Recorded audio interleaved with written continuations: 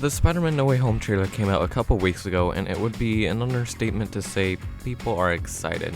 Lizard! Every YouTube video, every TikTok, every Twitter post has Spider-Man, Spider-Man, Spider-Man. We haven't seen this much Spider-Man since Spider-Verse came out, which has probably been one of the most popular Spider-Man adaptations. This movie, however, may do, a bit better. This movie broke a record for the most amount of views of a trailer in 24 hours, so it was no surprise when the tickets were released that websites were crashing and theaters were being sold out. Anyway, with this movie coming out in a couple weeks and so much information to process and prepare for, I wanted to attempt to put together all that I can find and try to make some sense of the biggest movie of the year. First of all, if you don't know about the Toby and Andrew leaks, you simply do not exist. It's literally everywhere. This leak of Andrew being on set for the movie has been across the internet for a while now, and though people still doubt its legitimacy, it has proven to be real. Besides, the new trailer practically confirms it itself. In the leak, Andrew is crouching on scaffolding with a blue screen in the background. At first I was also hesitant to believe this was real, with the existence of deepfakes and people dedicated with their time to put fake viral videos up, but with this new trailer being released and the scaffolding confirming that the leak was real, I was screaming, "Yo!" Oh! But there's also another leak with Andrew and Toby, which was also on scaffolding, but less convincing for me at the time. And then my friends and I noticed these two pieces of tape, so it kind of confirmed both of the leaks were either very well faked or it was completely real. And I'm sure other people noticed this way before us, but figuring it out on our own, that was kind of cool. We heard that Toby and Andrew will appear around halfway through the movie. We also heard that they will appear in the climax of the movie.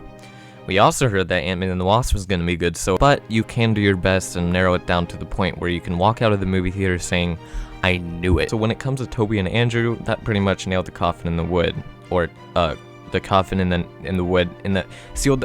Anyway, if they aren't in the movie, it would be the biggest hoax in history. So we know that Toby and Andrew are most likely in the movie, but what next? Well, probably the next important thing, the villains. When the first trailer of No Way Home came out on August 23rd, the only villains announced were Doc Ock, Electro, Sandman, and a tease of Goblin. The new trailer, which came out a couple weeks ago, introduced Lizard. Not as triumphant as the others, but he's there. If you didn't go see Venom Let There Be Carnage, you probably wouldn't know that in the post-credit scene, Venom, or Eddie Brock, gets transported to another reality and then sees Peter Parker's reveal, teasing Venom might be in No Way Home. It probably would not be a stretch to assume that they are in No Way Home, especially that Venom would be the sixth villain in the movie, completing the MCU's version of the Sinister Six, except not. This leads us to our first theory.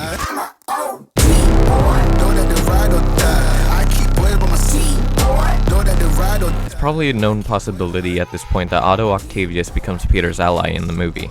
Doc realizes that Peter is not his Peter, the Tobey Maguire Peter to be exact, which implies that Doc is still in search of Peter when he is thrown into the MCU.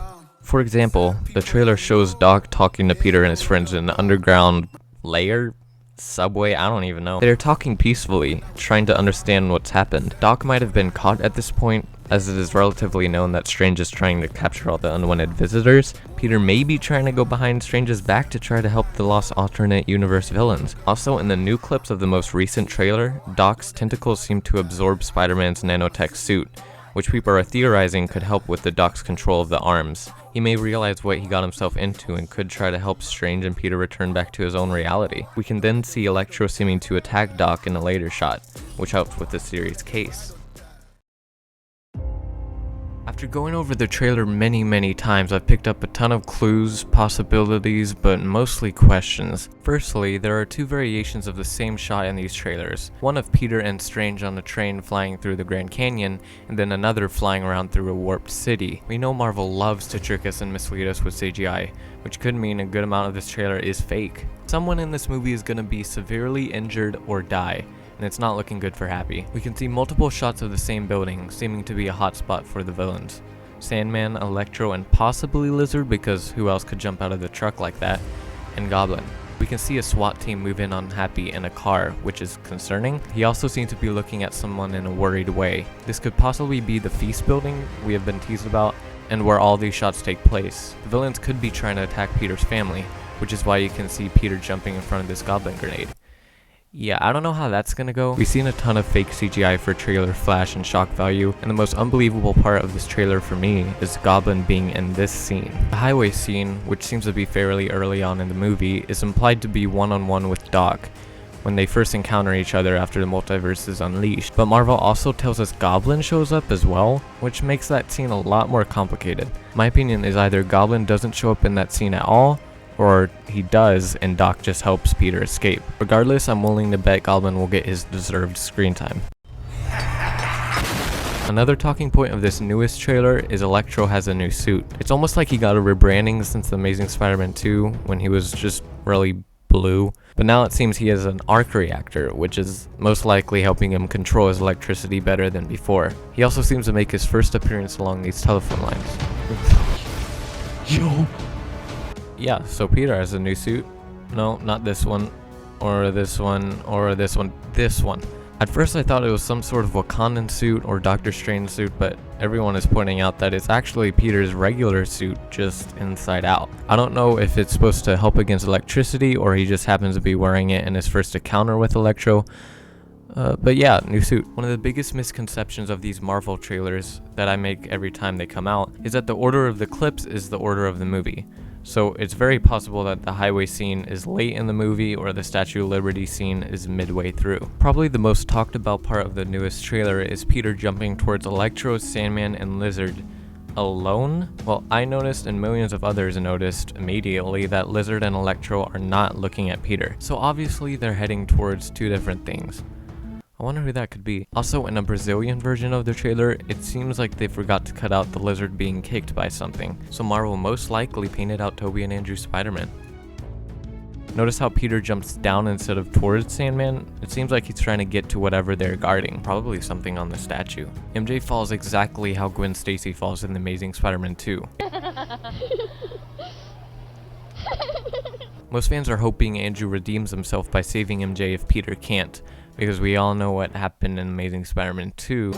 Anyway, some people think Ned or MJ will die in this scene, but personally I doubt it. Lastly, something very concerning yet exciting is this. What's happening? They're starting to come through. And I can't Oh my stop. god. No. Who is coming through? The logical part of me thinks that this is when all the villains enter the movie and it begins this big climax, but obviously each of them seem to have their own scenes throughout the movie. So who else could it be? And why is there a big gigantic portal opening up in the sky? This is the big mystery and we can't really theorize that far of who it could be. Okay, one final thought. This is my conclusion of how this movie will play out. I may be close, I could be completely wrong, or I could be completely right. But this is what I think. The movie starts out with MJ and Peter swinging, trying to get away from the crowds. After questioning, Peter goes to Strange, messes up the spell, blah blah blah. Peter encounters Doc on the highway on his way to something formal, but he ends up fighting. Doc realizes that it's not Peter, and Strange arrives just in time to capture Doc in that square thingy. Peter realizes how bad of a situation it is and goes behind Strange's back to understand Doc Ock. Electro shows up, Goblin attacks Feast building because he likes to go for Peter's relatives. Happy dies saving Aunt May. That gives Peter motivation to see if he can use the multiverse for help. Andrew and Toby show up just in time to help Peter fend off the three, and after they succeed, Toby and Andrew return back to their reality just as they close the multiverse portal. That's about everything I could find. I'm really excited for this movie and I hope that it lives up to the expectations, and I'm definitely sure it will. So yeah, let me know what you think down in the comments, and thanks for watching.